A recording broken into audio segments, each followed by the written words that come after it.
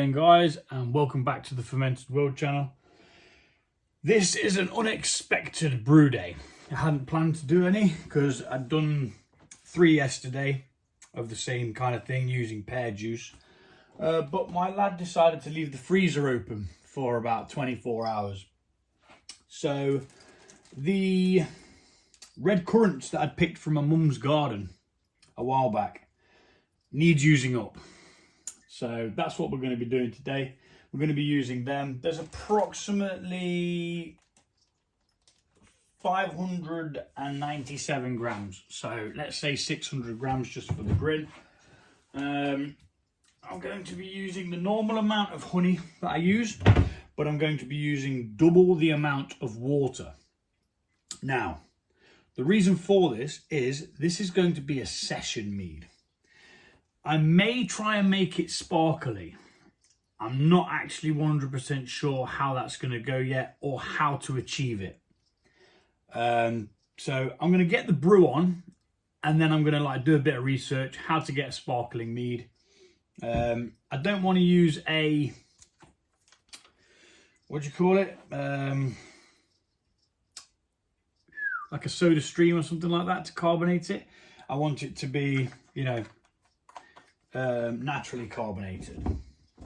It's a little bit different with a beer. So I've got a bit of warm water. It's not hot, it's just warm. And we're going to start off by blending the honey into that. I'm going to keep that water there because I'm going to need it to rinse these out with. And I've actually got some residue left in one from yesterday, which I'm going to use. So the normal amount of honey that I would use is 1,440 grams, which is just 2 of these basically. I use Hilltop Blossom honey. It's cheap, it's cheerful, and it tastes wonderful. I'm not sponsored by them, so don't think that I'm getting paid to say that, because I'm not yet. But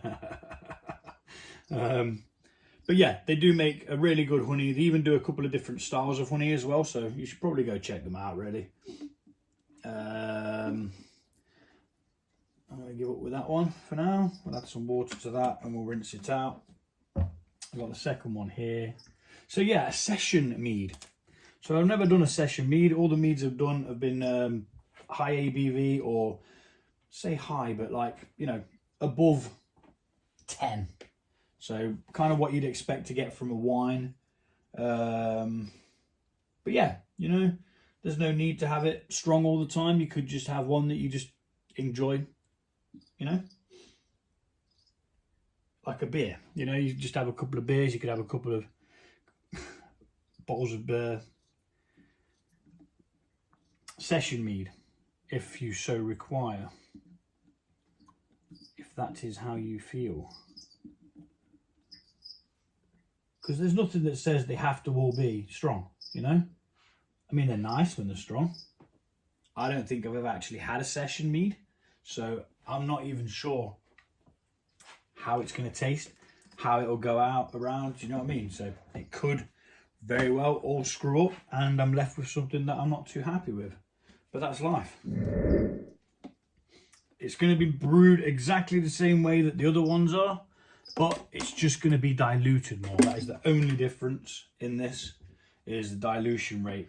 So double the amount of water.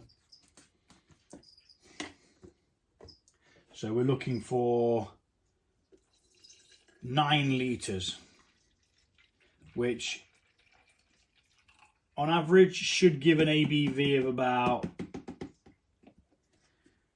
7, considering the amount of honey we've got in. But that doesn't take into account any sugars that's in the red currants. And we'll be leaving it a little bit sweet anyway, for obvious reasons. Right. So I'm going to need to blend this now in the bucket, then transfer it over into the... Oh, bloody hell, turn my flipping bite light on. What's the chances of that? Wom. Flipping bite light. It's not a lightsaber, Gareth. Right. So we've got some warm water in there which helps blend the honey in. We're going to mix it up, then transfer it into here so we know what we've got. We're going to top it up to the 4.5 litre mark.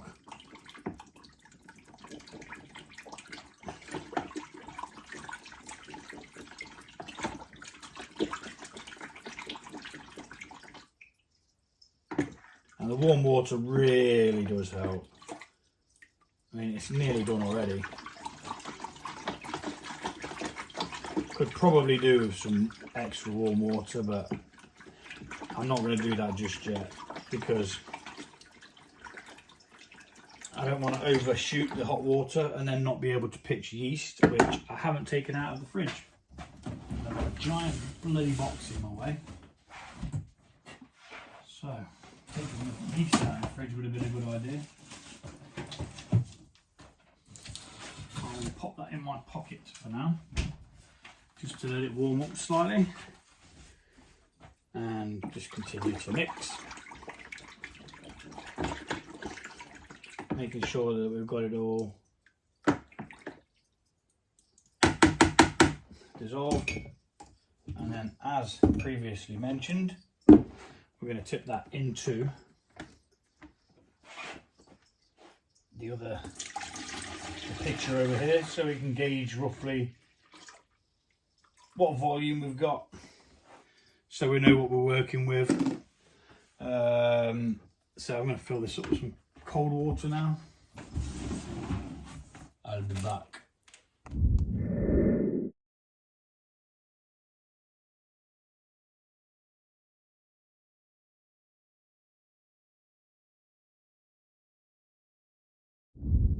Okay, so we've got 2 gallons of must now, which is 9 litres, as near as damn it. So when we put the yeast nutrients in, we're going to need to double up. When we put the tannins in, we're going to need to double up. But you know what I did? I ballsed up, haven't added that yet, which is going to add to the volume. Never mind.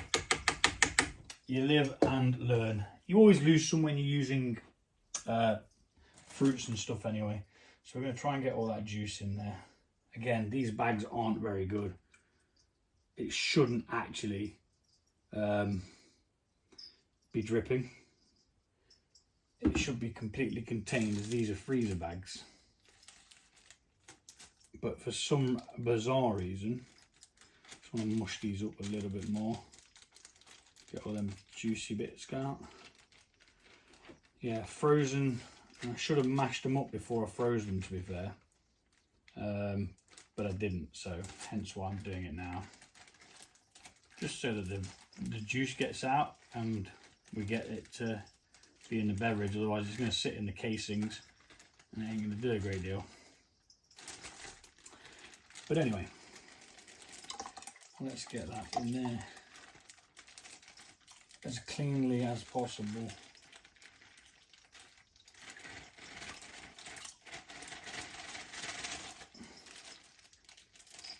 We want it all.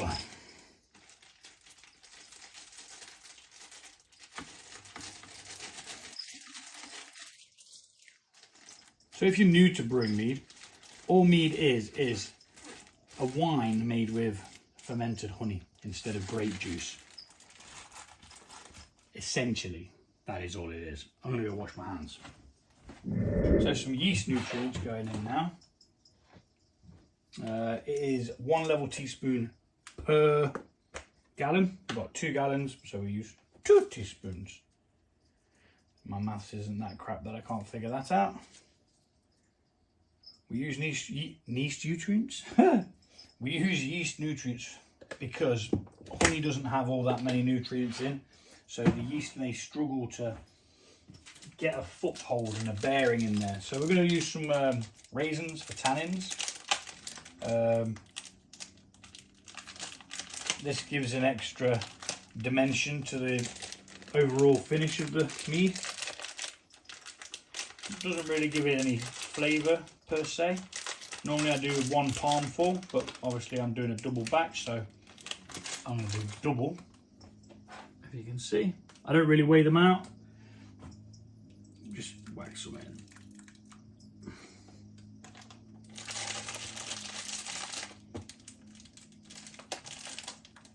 It's not really something that needs to be weighed. So now we give that a good mix in. Make sure we get those yeast nutrients dispersed evenly.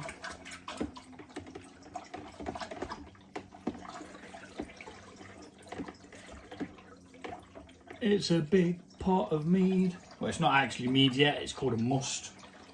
It's only a mead once it's started fermenting and there's alcohol in it.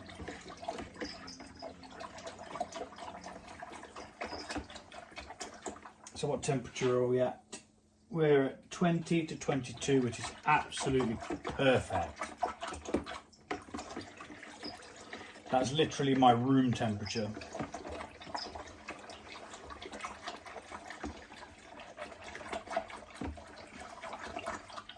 Now, the colouring isn't as bright as it's expected to be, because normally that whole bag there would have just done one batch, but like I say, I need to use it up.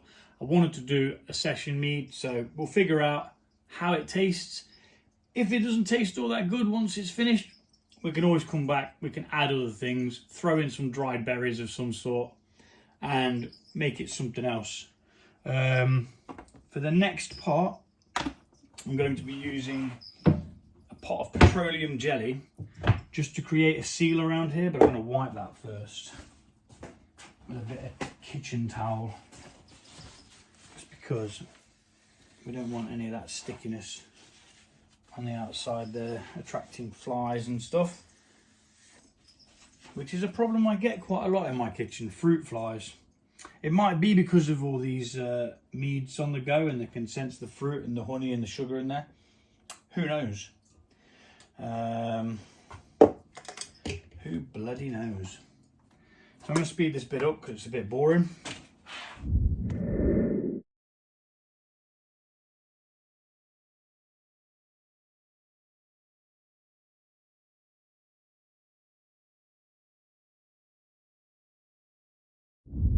Righty-ho, that's the lip sealed to a degree. A bit there that I need to do. Always miss that bit there. Righto. So now we're going to take a hydrometer reading. We've got our raisins in, we've got our nutrients in, the honey's in, the water's in.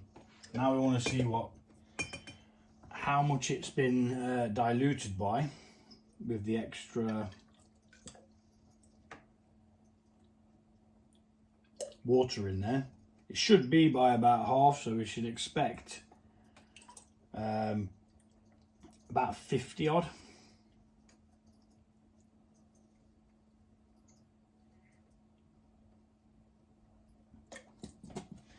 Of a hydrometer reading.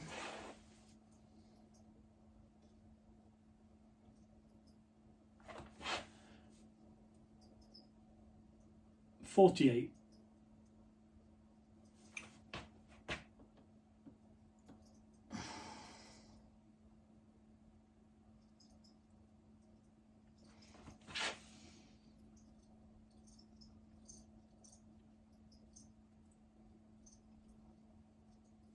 Yeah, 48. So that should give us maybe 6.5%. I'll check it out in a second and I'll put it up on the screen. Now, you could do this a different way. You could just make a smaller batch of this, but I only had a big vessel. That's the only way I was going to be able to do this, because all the other ones are being used, which I kicked myself for, really. So that's why I've done a big one, just so that I haven't got tons of headroom. It can ferment further than that, but you want to kind of keep a little bit of sweetness in there anyway. So now it's time to pitch the yeast. For this, I'm going to be using a full packet, because normally I use half a packet for a 1 gallon batch. This is a 2 gallon batch, so we're going to use a whole packet.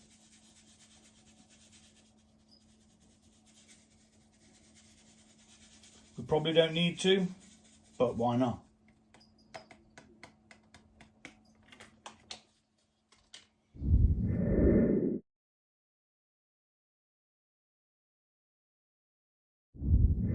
And we're going to mix that in. Making sure it all gets wet. And then what that's going to do is going to start to form a colony. It's going to replicate. Start taking on the sugars, producing the alcohol. No harm getting a bit of extra oxygen in there. When you saw me adding the water, I was adding it from a great height, or higher than normal. That was deliberate to force oxygen into the must.